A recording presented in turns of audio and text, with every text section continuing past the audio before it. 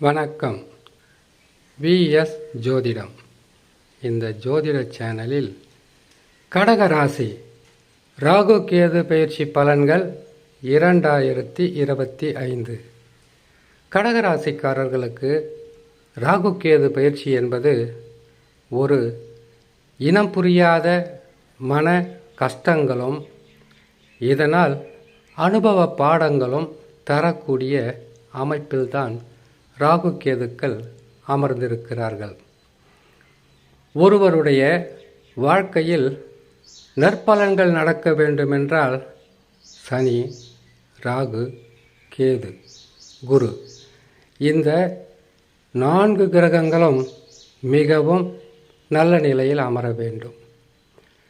ஒருவருடைய வாழ்க்கையில் தாங்க முடியாத துன்பம், அவமானம், பொருள் இழப்பு, உறவு சிக்கல், நம்பிக்கை துரோகம், தொழிலில் வீழ்ச்சி, முயற்சிகளில் தடைகளை சந்திக்க கூடிய ஒரு சூழ்நிலையாக இருக்கு என்றால் அதற்கு இந்த 4 கிரகங்கள் தான் கட்டாயமாக காரணமாக இருக்கும்.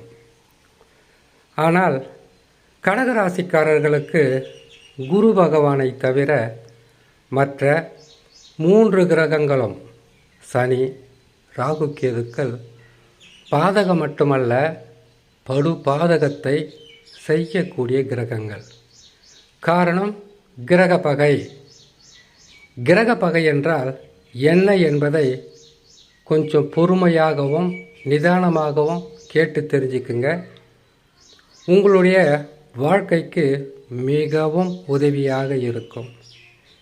கிரக பகை என்றால் சந்திரனுக்கு சனி பகவான் பகை.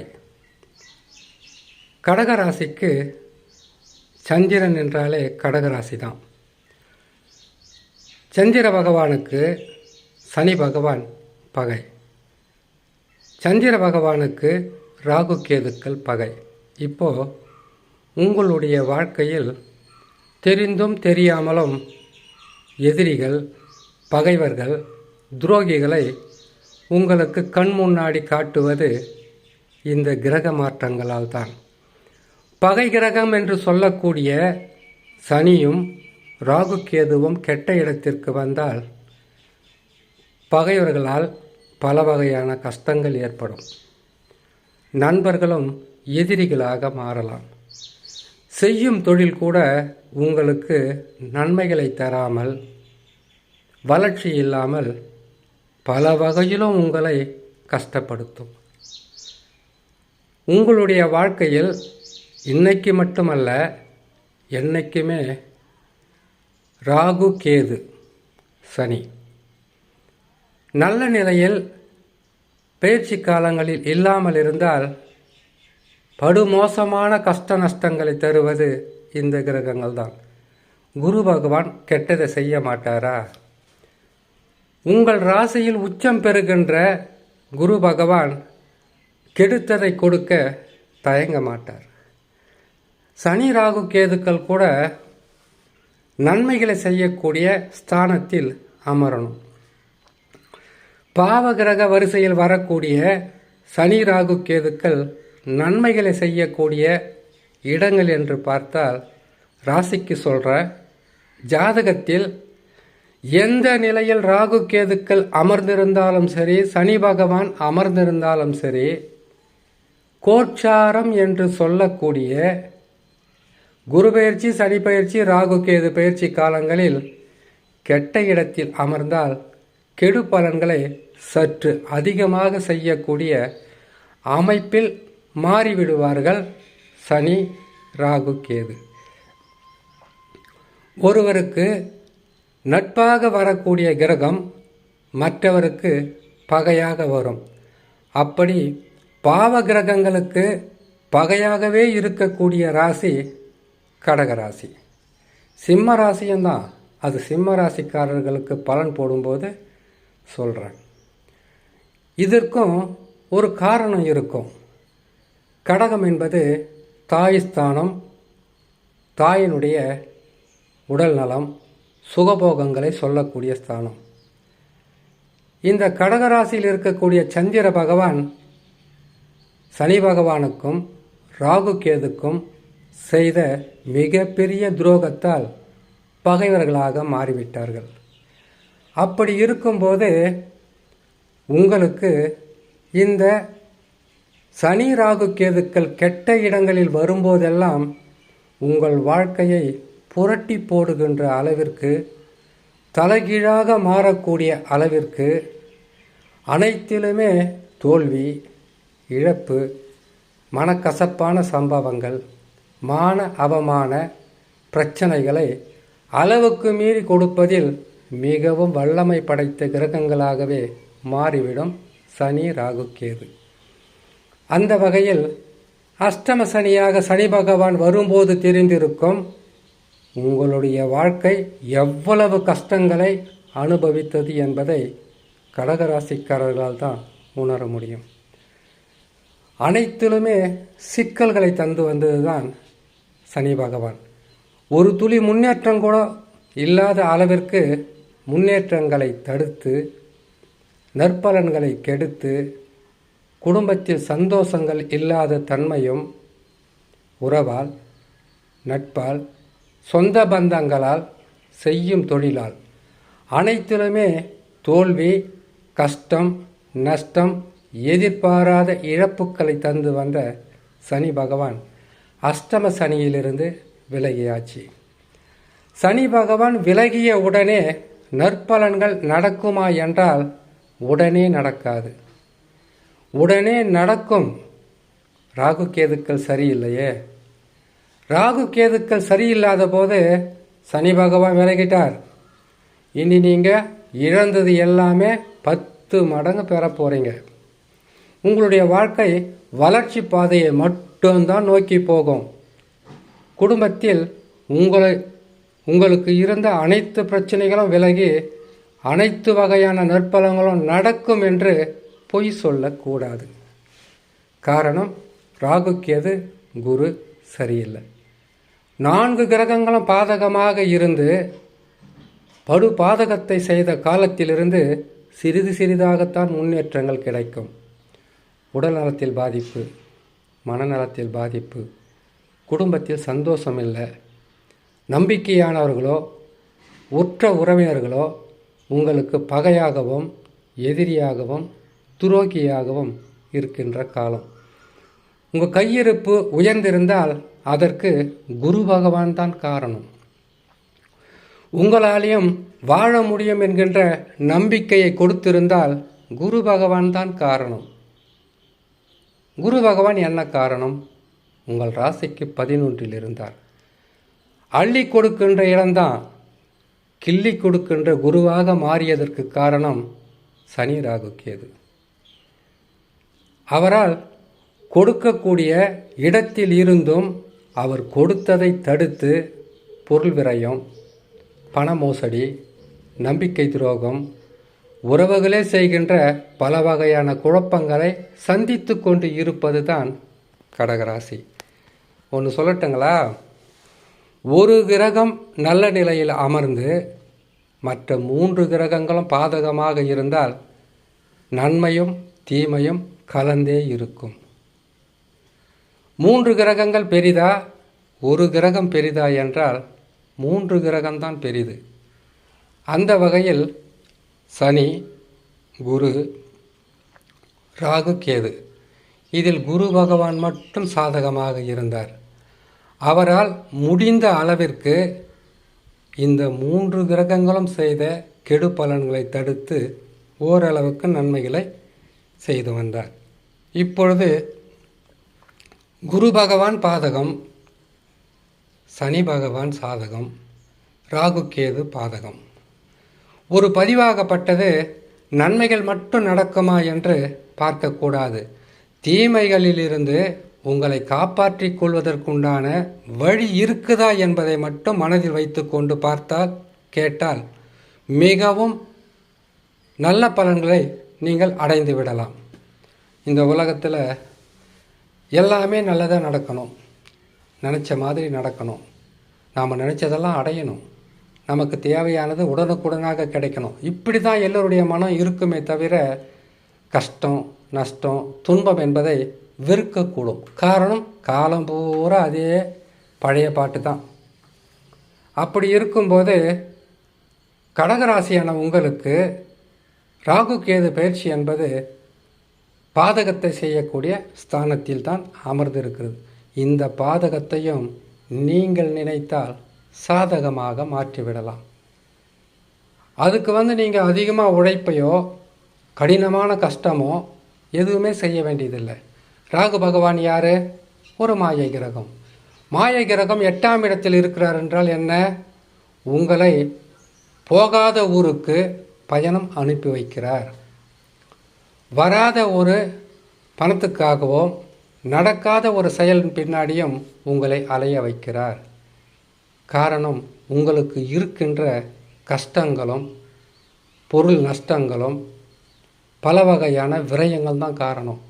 ஒரு மனிதனுக்கு காசு போச்சு, பணம் போச்சு, நிம்மதி போச்சு, செய்கிற வேலை போச்சு, இருக்கின்ற வேலையில் வருமானம் இல்லை, கடன் தொலை தாங்க முடியல, நோயின் தாக்குதல் அதிகமாக இருக்குது, நண்பர்களும் பகையாக இருக்காங்க. இத்தனை உறவுகள் இருந்தும் தனி மனிதனாக எந்த உறவும் ஆறுதல் சொல்லக்கூட இல்லாமல் மனதை கசக்கி பிடிக்கின்ற வார்த்தைகளால் தினமும் கொட்டி தீர்க்கிறார்களே என்கின்ற மனவலி கட்டாயமாக இருக்கும். இதிலிருந்து மீண்டு வருவதற்குண்டான வழியை தேடச் சொல்லும். கால்கள் ஒரு இடத்தில் இல்லாமல் ஓடச் சொல்லும். இதற்கெல்லாம் ஒரு நல்ல விஷயத்தை பொறுமையாக சொல்கிறேன், நிதானமாக கேளுங்க. கிரகங்கள் கெட்ட இடத்தில் இருந்தால் கெட்ட பலன்களைத்தான் தரும். நீங்கள் பாருங்கள், ஏதாச்சும் ஒன்றுக்காக பணத்தை நீங்கள் இப்போது குரு பகவான் 11ஆம் இடத்துல இருந்தார் இல்லையா, அப்போ கொடுத்துருப்பார். உங்களுடைய செலவுக்கும் உங்களுடைய பிரச்சனைகளையும் தாண்டி சில பொருள் வரவு இருந்திருக்கும். ஆனால் அந்த பணத்தை யாரோ ஒருவர், அது உறவாக இருக்கட்டும், நட்பாக இருக்கட்டும், செய்கிற தொழிலாக இருக்கட்டும், வண்டி வாகனமாக இருக்கட்டும், இல்லை உங்கள் உடல்நிலையாக இருக்கட்டும், இதற்காக ஏமாற்றத்தை கொடுக்கக்கூடிய அமைப்பில் பொருள் விரயமாக இருந்திருக்கும். பணத்தை பாருங்கள், சின்ன விஷயமாக தான் இருக்கும், அது பெரிய அளவில் சொல்லி பணத்தை ஏமாற்றியிருப்பாங்க. உடல் நலத்தில் சின்ன பாதிப்பு தான் இருக்கும், அது பெரிய பாதிப்பாக சொல்லி பணத்தை ஏமாந்துருக்கலாம். பொருள் தரதா சொல்லி பணத்தை ஏமாற்றிருக்கலாம். இல்லை, நீங்கள் கொடுத்ததை இல்லைன்னு கூட சொல்லி ஏமாற்றம் நீங்கள் சந்தித்திருக்கலாம். மன கஷ்டப்படும், வேதனைப்படும், கண்ணீர் வடிக்க சொல்லும். உங்கள் கண்ணு முன்னாடியே இவங்கெல்லாம் ஏமாத்துறாங்களே என்கின்ற வேதனையும் வலியும் ஒவ்வொரு நாளும் உங்களுடைய தூக்கத்தையும் உணவையும் உடலில் உங்களுக்கு இருக்கக்கூடிய பிரச்சனைகளையும் உருவாக்கி கொண்டே தான் இருக்கும். இதுதான் ராகு. ராகு பகவான் 8ஆம் இடத்திற்கு வந்தால் பொருள் திருடு போவது, பொருட்களை ஏமாற்றுவது, பண மோசடிகள் நடப்பது, நம்பிக்கையானவர்களே உங்களுக்கு பல வகையிலும் மன கஷ்டங்களை கொடுப்பது, யாரையெல்லாம் நீங்கள் நம்பினீங்களோ அவங்க எல்லாமே உங்களுடைய நம்பிக்கைக்கு முக்கியமாக உங்களுடன் இருக்கக்கூடிய தகுதியை இழந்து விட்டார்கள் என்பதை நீங்கள் உணர்ந்தாலே போதும். கெட்ட நேரத்தில் தாங்க கூட இருக்கணும், கஷ்டப்படும் போது தான் நானும் இருக்கிறேன் என்கின்ற ஒரு வார்த்தை இல்லை செயல்கள் இருக்கணும். கூட இருந்த குழிப்பறிப்பவர்கள் யாரெல்லாம் என்பதை கச்சிதமாக உணர்ந்த கடகராசி. இவ்வளவு அனுபவ பாடம். இதுக்கப்புறம் உங்களை யாராலையும் எந்த நேரத்திலும் உங்களை ஜெயிப்பதற்கு அது அவ்வளோ எளிதில் ஆகாது. ஏன்னு கேட்டிங்கனாக்கா, இத்தனை பேர் கெட்டவங்க இருந்திருக்காங்க, இவங்களை தான் நாம் தெரியாமல் நம்பிக்கிட்டு இருந்திருக்கோம் என்கின்ற ஒரு மிகப்பெரிய ஒரு அனுபவ பாடத்தை கொடுத்த கிரகங்களுக்கு நன்றியை சொல்லுங்கள். சரி, ராகு கேதுக்கள் கெட்ட இடத்தில் இருக்காங்க, கொடுத்த வாக்கை காப்பாற்ற முடியாது, குடும்பஸ்தானத்தில் நிம்மதி இருக்காது. எங்கேயாவது வெளியில் இருந்தால் நிம்மதியாக இருக்கும். வெளியில் போயிருக்கும்போது ராகு பகலாக இருக்க முடியுமா? எப்படி இருந்தாலும் வீட்டுக்கு வந்து தானே ஆகணும். வீட்டிற்கு வர வேண்டும் என்றாலே உள்ளத்தில் ஒரு ஓரமாக பயம் வந்து உங்களை பற்றி கொள்ளும். வீட்டுக்காக போகிறது நரகத்துக்கு போகிற மாதிரியே இருக்க, வீட்டுக்குள்ளே போனால் என்ன சொல்லுவாங்களோ, நாம் எந்த தப்பையும் செய்யலை, ஆனால் இவங்க தப்புக்களையும் தவறுகளையும் நடந்தது போலவே நம்ம மேலே குற்றத்தை சுமத்துறாங்களென்ற மனவேதனைகள் இருக்கும். பிள்ளைகளால் கஷ்டம், உறவுகளால் கஷ்டம், கணவன் மனைவிக்குள் பல வகையான கருத்து வேறுபாடு, நண்பர்களும் எதிரிகளாக மாறிய சூழ்நிலை. இதை சொல்லும் போதே மனம் என்பது பல வகையிலும் கவலைப்பட்டு கண்ணீர் வடிக்கச் சொல்லும். இதையெல்லாம் ஏன் இவ்வளோ பொறுமையாகவும் நிதானமாக சொல்லிக்கிட்டு இருக்கேன்னு கேட்டிங்கனாக்கா, கெடுத்த கிரகங்கள் கொடுக்கின்ற காலம் என்பது அருகிலே இருக்கிறது என்பதை கட்டாயமாக அறிந்து கொள்ள வேண்டும். கடகராசி அவங்க உங்களுக்கு கெடுதலே செய்யலை, உங்களுக்கு மட்டும் இல்லை, 12 ராசியில் எந்த ராசியாக இருந்தாலும் சரி, கிரகங்கள் கெட்ட இடங்களில் வரும்போது கெட்டவர்களை காட்டி கொடுக்கிறது. கெட்டவர்களை இதனால் வரையில் நீங்கள் முழுமையாக நம்பி இருந்திருக்கிறீங்க. இப்போ இவ்வளோ துன்பத்தையும் கொடுத்துட்டாங்க, கஷ்டத்தையும் கொடுத்துட்டாங்க, உங்களை வாழவும் விடலை, வளரவும் விடலை. நீங்கள் செய்கின்ற செயல் அனைத்திற்கும் தடையாக நிற்கிறாங்க. ஒரு படி முன்னேறினா 9 படி காலை இழுத்து விடுறாங்க கீழே. எதையாவது செய்து வாழலான்னு போனாக்கா வாழ்வதற்கு உண்டான வாழ்வாதாரமும் கிடையாது. தனி மரமாக நின்று, தனி மனிதர்களாக நின்று கண்ணீர் வடிப்பது தான் உங்களிடத்தில் இருக்கக்கூடிய ஒரே ஒரு மனக்கவலை. இது உங்களை விட்டு விலகக்கூடிய காலம் ரொம்ப தூரம் இல்லை, அருகிலே இருக்குது. எந்தெந்த கிரகங்கள் உங்களுக்கு கஷ்டத்தை கொடுத்ததோ அந்த கிரகங்களே உங்களை வாழ வைக்கும். சனி பகவான் கெடுத்தாரா, 5 ஆண்டுகளுக்கு பிறகு சிறப்பான பலன்களை தருவார். அதனால் வரையில் உங்களுக்கு உழைப்பும் கடுமையான போராட்டங்களும் கொடுத்து நல்ல நிலையில் அமர வைப்பார். இதை முழுசாக நம்பலாம். குரு பகவான் கெடுக்கிறாரா, அவர் கெடுக்கவில்லை, விரயங்களை தருகிறார். வீணான அலைச்சலம், மன உளைச்சலம் தருகிறார். உடல் நலத்தில் பாதிப்பை கொடுக்கிறார். பொறுமையாக இருங்க. 4 கிரகங்களும் நல்லா இருந்தால் தானே உங்களால் வெற்றிகளை பெற முடியும். சனி பகவான் மட்டும், சனி பகவான் யார்? 2.5 வருஷம் ஒரு ராசியிலிருந்து இன்னொரு ராசிக்கு மாறுவார்.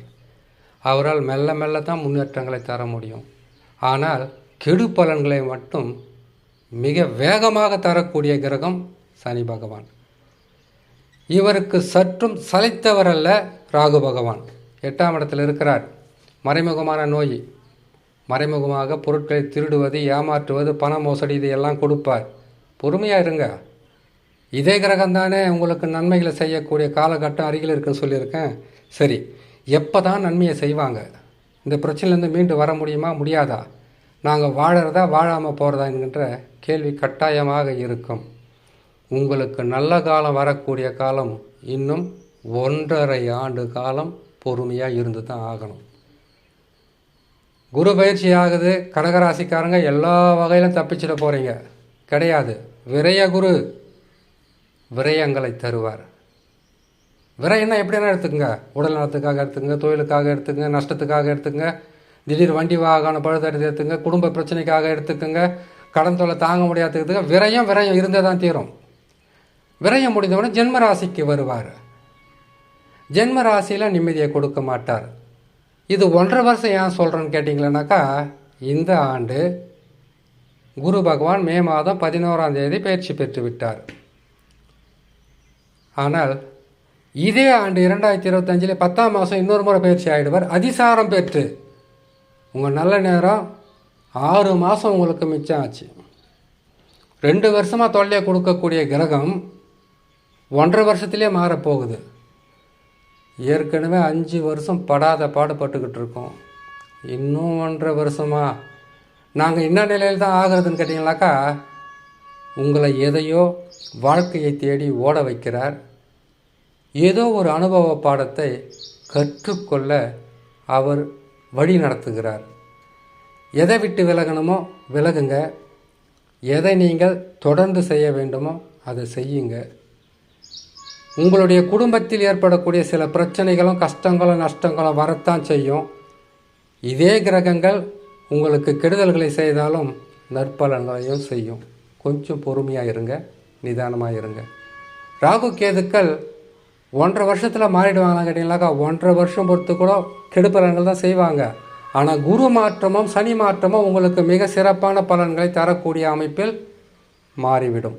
ஆகையால் கடகராசிக்காரர்கள் இந்த 1.5 வருஷத்தை பெருசாக நினைக்காம குலதெய்வ வழிபாடு, இஷ்ட தெய்வ வழிபாடு, நேரம் சரியில்லை, கிரக அமைப்புகள் சரியில்லை, நம்மளுக்கும் நல்ல நேரம் வரும், வந்தவுடன் வாழ்க்கையில் பல வகையான முன்னேற்றங்கள் கிடைக்கும் என்று நம்பிக்கையில் பொறுமையாக இருந்தால் நற்பலன்கள் என்பது கட்டாயம் நடக்கும் என்று சொல்லி இன்னொரு நல்ல பதிவில் உங்களை நான் சந்திக்கிறேன். நன்றி, வணக்கம்.